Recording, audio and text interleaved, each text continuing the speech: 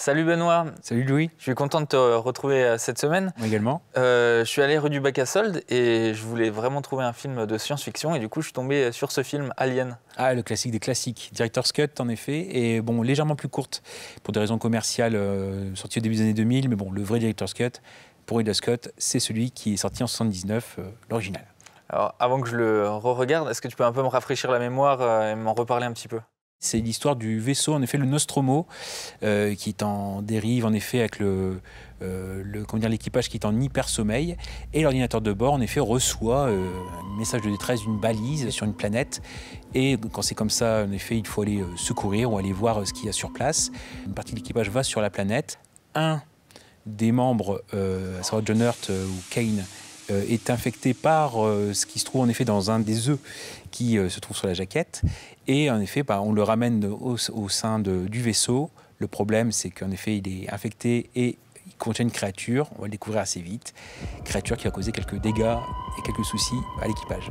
Alors, dans le casting, il y a Sigourney Weaver. Elle s'est un peu fait connaître dans ce rôle, c'est ça ? Grâce à Alien, en effet, parce que jusque-là, c'était une actrice de théâtre. Elle avait fait juste une apparition dans Annie Hall de Woody Allen. Et éventuellement, on aurait pu avoir aussi Meryl Streep dans ce rôle-là. D'accord. Est-ce qu'il y a une scène qui t'a particulièrement marqué ?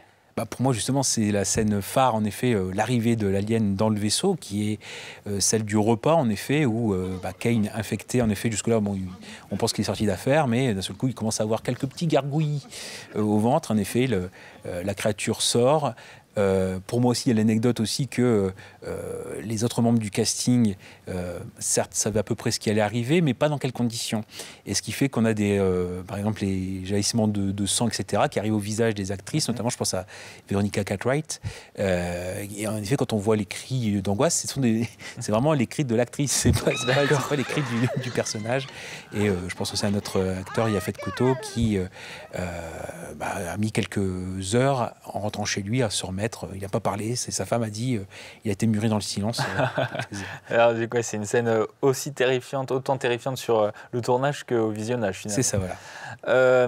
Du coup, ce film est sorti à peu près en même période que d'autres films de l'espace comme Star Wars et tout ça, mais qu'est-ce qui vraiment le différencie des autres ?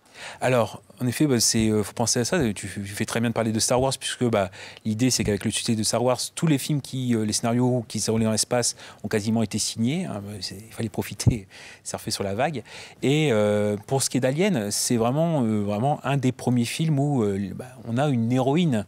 C'était assez révolutionnaire pour l'époque. D'accord. Est-ce que tu peux me dire une dernière chose pour que j'ai vraiment envie de voir ce film ?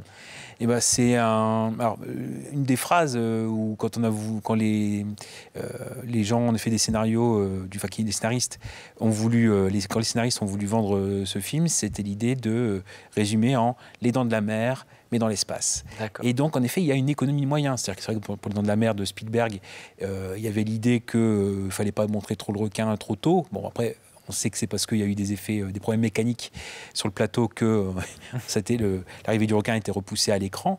Là, c'est pareil. L'idée de Ridley Scott, c'était qu'il fallait éviter que... on voit que c'est un homme dans un costume de caoutchouc, etc. Donc, il fallait le filmer d'une certaine manière, de profil, etc. Et surtout, en montrer le moins possible. Puisqu'en effet, sur les petites 2 heures que dure le film, on voit le xénomorphe, l'alien, on le voit 4 minutes. D'accord, ah oui, très peu. Et toi, du coup, tu es allé rue du Bac à Soldes ? Oui, comme toujours. Qu'est-ce que tu as trouvé cette semaine ? Alors, c'est un mélange entre musique et cinéma, puisqu'en effet, je vous amène la bande originale, parce que j'ai aussi le DVD, mais c'est en effet un film de 2003, donc Atomic Circus, ou le retour de James Bataille, des frères Poirot, donc en effet, qui était par exemple aussi plus dans la BD. Donc un film avec Vanessa Paradis, Benoît Poelvoorde, et Jason Flemyng et Jean-Pierre Mariel aussi, je pense à lui. En gros, c'est un film complètement foutraque.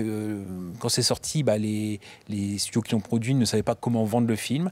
Donc en gros, qu'est-ce que ça raconte ? C'est à Scotland City, donc c'est lors de la fête de la tarte à la vache, donc déjà tout un univers. On a donc Conchia, donc qui joue pour Vanessa Paradis, qui se rêve chanteuse en effet. Donc il y a un concours notamment de chant, mais ce concours va être perturbé par d'un côté l'évasion de James Bataille, donc joué par Jason Flemyng, mais aussi, et c'est pour ça le lien avec Alien, l'invasion extraterrestres à tentacules qui vont mettre un sacré foin. Et donc un film complètement foutraque qui d'un côté a des moyens mais pas trop abouti. Donc un film imparfait, moi j'aime bien défendre ces films imparfaits. D'accord. Et ouais, je pense notamment aux personnages comme ça, pour redire avec l'univers, de Poulvord qui joue un impresario. Alors écoute-moi bien, le cancer du foie. Tu dis pas à ton rat d'arrêter de pisser sur mon pneu, tu lui crèves un œil. T'as compris? Ça va, monsieur Chies? Ah oui, très bien, Kotia. Je faisais connaissance avec vos amis. Ils sont délicieux, hein. J'adore la campagne. Donc vraiment un film imparfait, mais moi je l'aime beaucoup, donc je le remets en avant ici. Donc, et la BO qui est très rock aussi, il faut dire aussi que Vanessa Paradis supervisée par les Little Rabbits, donc il y a des chansons pour ce film qu'elle interprète, et c'est vraiment un versant rock de Vanessa Paradis qu'on lui connaît pas tout le temps, et c'est vraiment énergique, tout comme est le film. Donc à remettre en avant Atomic Circus. Eh bien, merci beaucoup Benoît pour toutes ces infos et puis on se retrouve la prochaine fois pour de nouvelles découvertes. Tout à fait, avec plaisir.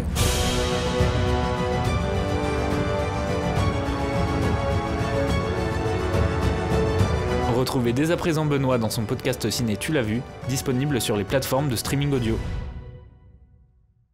Retrouvez vos programmes sur le site iltv.fr, sur Facebook, YouTube et Instagram.